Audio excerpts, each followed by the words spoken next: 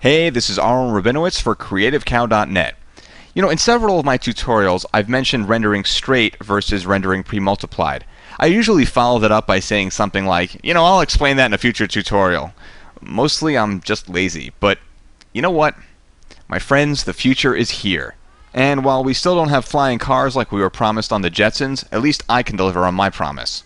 So what's all the hubbub about straight versus premultiplied? I'll explain using After Effects' Show Channel tool. That's this button right here. Among other things, it allows us to see a normal RGB view, an alpha channel view, and the RGB channels as if rendered straight. In a nutshell, a premultiplied render is a render that is matted with color. That is, the background color is added into the mix, so the transparency information is actually stored on both the RGB and alpha channels. This might not seem to make a lot of sense until you see what a straight, unmatted render looks like.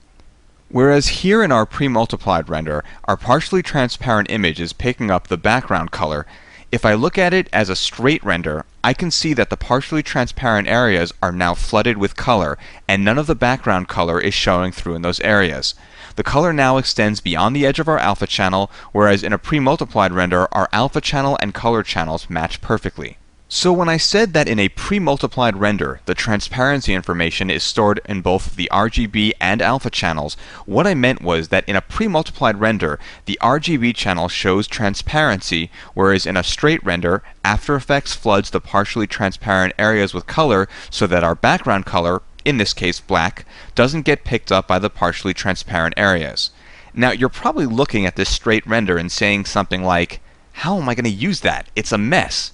And the answer is that regardless of how bad the RGB channel looks, we're still using the same alpha channel, which means that while the RGB channel looks god-awful, the alpha channel, which is perfect, is used as the source of transparency. As a result, you get a nice clean composite. So what are the advantages of using one method versus the other? To quote Creative Cow leader Steve Roberts, who answered this very question in the forum, images with premultiplied RGB don't frighten clients, whereas straight RGB looks weird until it's composited properly. And that is definitely true. Also, in that same forum string, Creative Cow leader Philip Hodgetts mentioned that, to some degree, a premultiplied render is faster to composite than a straight render. Now this might lead you to believe that a premultiplied render is superior to a straight render, but that's not always or even often the case. To really understand this, you have to discuss it in relation to two different possibilities, working with only After Effects and working between After Effects and other programs. First, since it's the most likely scenario and also causes the most trouble, let's talk about working between After Effects and other programs. Now, some programs have trouble separating the background color from the foreground elements in a premultiplied render, even with a good alpha channel. As a result, partially transparent areas, especially the anti-aliased edges, will pick up the background color. If you've ever rendered something out and your video editor complained about black color fringing around the edges, this is usually due to the black background of your composition being pulled in where it shouldn't be. And the same goes for footage coming from another program into After Effects.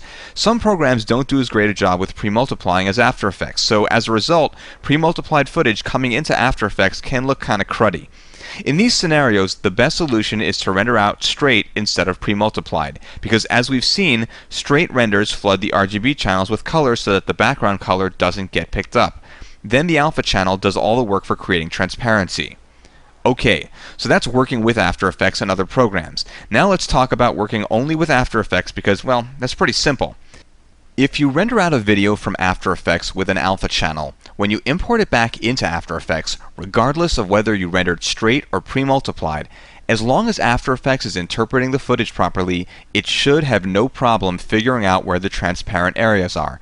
In other words, there should be no visual difference between a straight or premultiplied render that was made in After Effects and was then brought back later into After Effects for compositing. In the event that something doesn't look right, double check in the Interpret Footage dialog to make sure that After Effects is interpreting the footage properly. If you have a premultiplied render, then make sure you're using that option. If you don't know or you can't remember how the footage was rendered, try hitting guess. Sometimes that works, sometimes not.